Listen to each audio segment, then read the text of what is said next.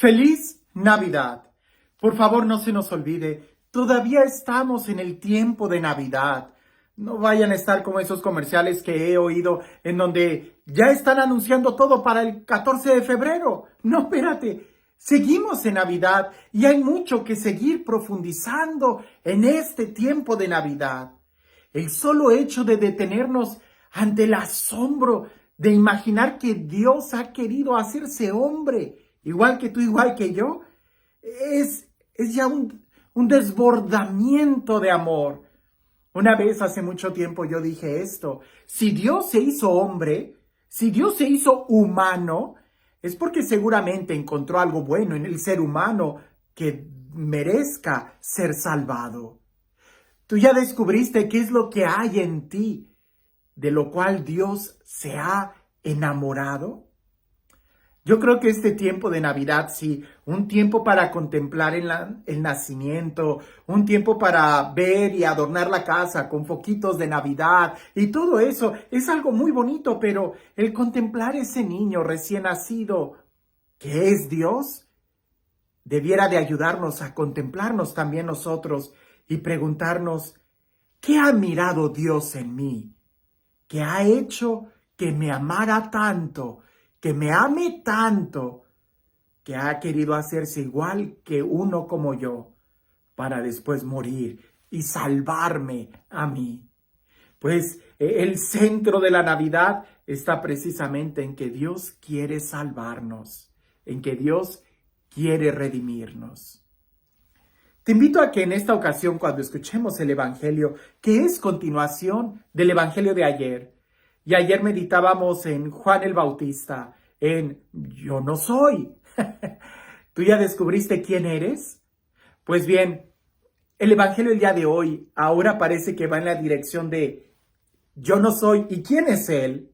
O yo ya sé quién soy, y también yo ya sé quién es mi hermano. Escucha con atención lo que el Evangelio nos dice. En aquel tiempo vio Juan el Bautista a Jesús, que venía hacia él, y exclamó: Este es el Cordero de Dios, que quita el pecado del mundo. Este es aquel de quien yo he dicho: el que viene después de mí tiene precedencia sobre mí, porque ya existía antes que yo. Yo no lo conocía, pero he venido a bautizar con agua para que Él sea dado a conocer a Israel. Entonces Juan dio testimonio. Vi al Espíritu descender del cielo en forma de paloma y posarse sobre él. Yo no lo conocía, pero el que me envió a bautizar con agua me dijo: aquel sobre quien veas que baja y se posa el Espíritu Santo, ese es el que ha de bautizar con el Espíritu Santo. Pues bien, yo lo vi y doy testimonio de que este es el Hijo de Dios. Debió de haber sido una escena muy bonita para Juan el Bautista. Toda la vida de Juan el Bautista era estar anunciando quién era el Cordero de Dios, quién era el Mesías, quién era el Hijo de Dios, quién era aquel a quien el Espíritu Santo iba a llenar, aquel a quien iba a bautizar con Espíritu Santo y fuego, aquel a quien él no era digno ni siquiera de inclinarse para atarle la correa de las sandalias. Juan el Bautista, al contemplar a Jesús, no dudó, lo reconoció, supo quién era. Y quiero detenerme aquí un pequeño momento para unir la idea de ayer y la de hoy. El día de ayer era importante detenernos un momento y preguntarnos: ¿quién soy? ¿Quién soy? Pues aquel que no sabe quién es desde lo más profundo de su corazón se convierte en un títere, en una marioneta de este mundo, del comercio, de la mercadotecnia, de simplemente una pieza mecánica más en este mundo consumista. Pero aquel que sabe quién es libre. Y todavía más, uniéndola al Evangelio el día de hoy, Juan el Bautista, él sabía quién era él. Y él decía lo que no era. Yo no soy el Cristo, yo no soy el Mesías, yo no soy el profeta, yo no soy Elías. Y le preguntaban, entonces, ¿quién eres tú? Y él con tanta libertad, yo soy la voz que clama en el desierto. Hoy vemos a Juan que él sí sabe quién es Jesús. Lo reconoce inmediatamente, lo ve y sabe y da testimonio y lo señala. ¿Cómo es posible que él sepa quién es Jesús? Porque él sí sabía quién era él. Y ahí está el primer paso. Cuando nosotros sabemos muy bien quiénes somos nosotros, va a ser fácil que reconozcamos quién es la persona que está frente a nosotros. Déjame te cuento esta historia. Una vez una persona llegó a la oficina y me empezó a platicar que él batallaba mucho porque realmente le guardaba mucho coraje a otra persona. Le guardaba mucho rencor y casi que aborrecía a esa persona y él no quería tener ese sentimiento en contra de la otra persona. Entonces yo empecé a dirigir toda la conversación a que él se enfocara en él mismo. Y yo le preguntaba, ¿te sientes amado por Dios? ¿Te sientes valorado? ¿Has experimentado el amor que Dios te tiene a ti? Y llegó un momento en donde él me dijo, Padre, no estoy hablando de mí, estoy hablando de la otra persona. En tal caso, tengo que saber cómo quitarme este coraje hacia la otra persona y no realmente si me siento o no me siento amado. Yo le dije, no, es que no has entendido. Cuando tú te sientas plenamente amado por Dios, va a ser fácil que tú ames a tu hermano.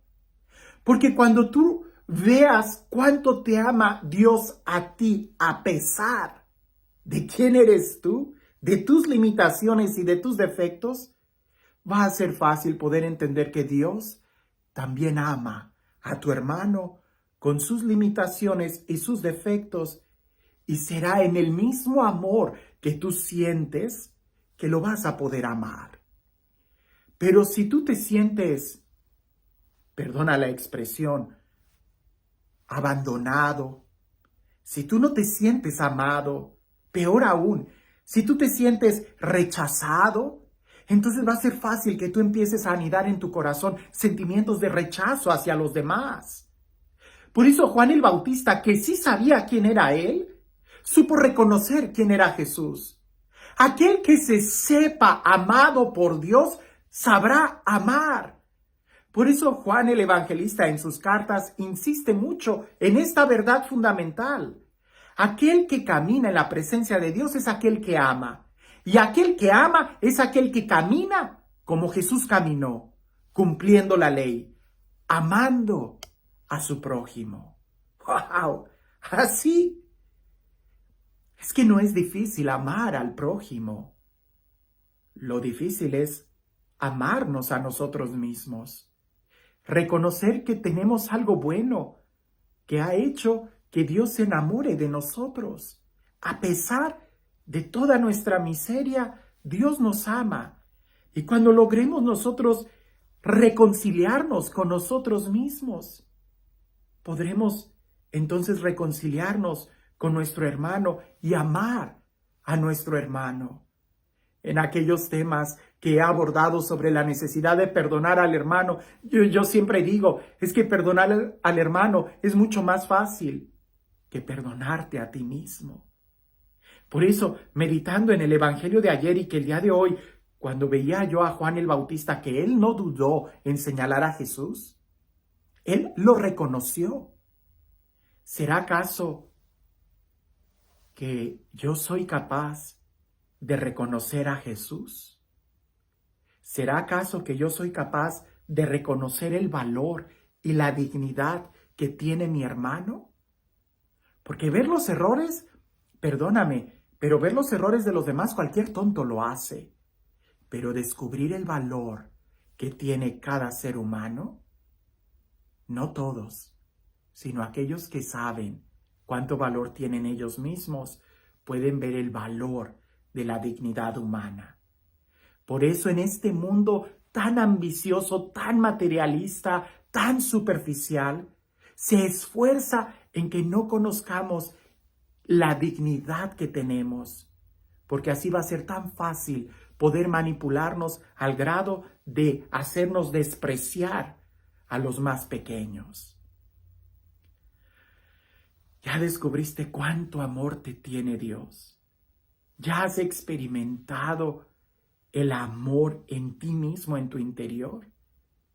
Entonces, antes de querer cambiar la relación con tu hermano, cambia la relación que tienes contigo mismo, para que seamos rápidos y reconocer quién es Jesús, quién es mi hermano, o dicho de alguna otra forma, para reconocer la presencia de Jesús en mi hermano.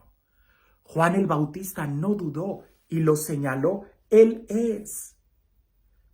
Ojalá que tampoco tú y yo dudemos para señalar la dignidad de cada uno de nosotros.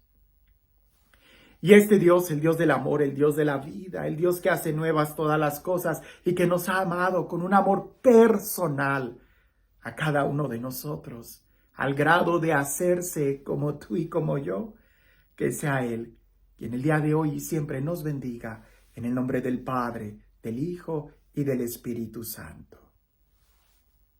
Dicen por ahí, Juan el Bautista señaló a Jesús diciendo, Él es el Cordero de Dios. Y algunos de sus discípulos lo siguieron. Los demás se quedaron con Juan. Y muchos otros ni con uno ni con otro. Dicen que cuando un filósofo señala la luna, solo los inteligentes voltean a ver a la luna. Los demás se quedan viendo el dedo. Cuando el Evangelio nos señala a Jesús, cuando se nos predica a Jesús, ¿volteamos a verlo a Él o nos quedamos diciendo, ¡ay, qué bonito! Cuando ves un nacimiento, te quedas viendo y dices, ¡ay, qué bonito! O puedes ver lo que señalan, el amor que Dios nos ha tenido al hacerse uno como nosotros. Hermanos, quiero decirles que estoy muy agradecido. Honestamente, yo creí que solamente por el número de personas que respondieron, yo creí que más o menos como unas 1,500 personas eran las que se iban a agregar a este reto de leer la Biblia. Hoy me doy cuenta que en el primer día son a esta hora, en el primer día han sido casi cerca, un poco más de 20,000 personas las que han tomado este reto. Pero ya en el segundo día he visto que ha sido casi la mitad. Tengo la esperanza que continúen. Apóyense unos a otros en este propósito de leer la Biblia. Qué bueno que escuches el audio, porque mientras más nos empapemos, más fácil va a ser poder recordarla. Es una lectura. Recuerda que voy a estar dando algunas pequeñas cápsulas antes de cada libro para más o menos situarnos y que sea fácil el poder recordar en dónde estamos o cuando le escuchemos después. Pero ahorita es una lectura. Si Dios lo concede, quizás más adelante podremos agarrar un estudio más serio de cada libro, como el que había hecho yo en Hechos de los Apóstoles. Pero ahorita este año es lectura. Y alguien me dijo hace mucho tiempo la regla de 3, así fue como la llamó y te lo recuerdo. 3 días es lo que nos dura el ánimo, la emoción de iniciar algo nuevo. Después de 3 días como que desaparece. Pero si continuamos, en 3 semanas logramos construir el hábito. Y después de 3 meses empezamos a ver los cambios. Pero después de 3 años es cuando saboreamos los frutos de haber iniciado este cambio en nuestra vida.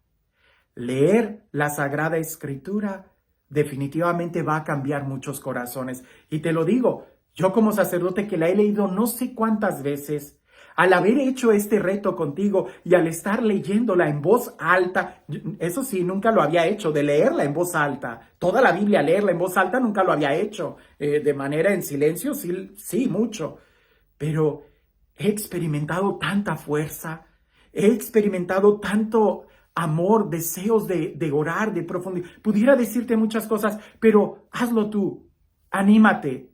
Yo sé, leer los evangelios son los capítulos más largos. Habrá algunas sesiones que tendremos casi 30 minutos, pero te aseguro, la mayoría de las sesiones estamos hablando de unos 17, 18 minutos al día, 20, con sus excepciones, sobre todo al principio, de casi 25, 30 minutos. Pero no te desanimes. Sigamos adelante.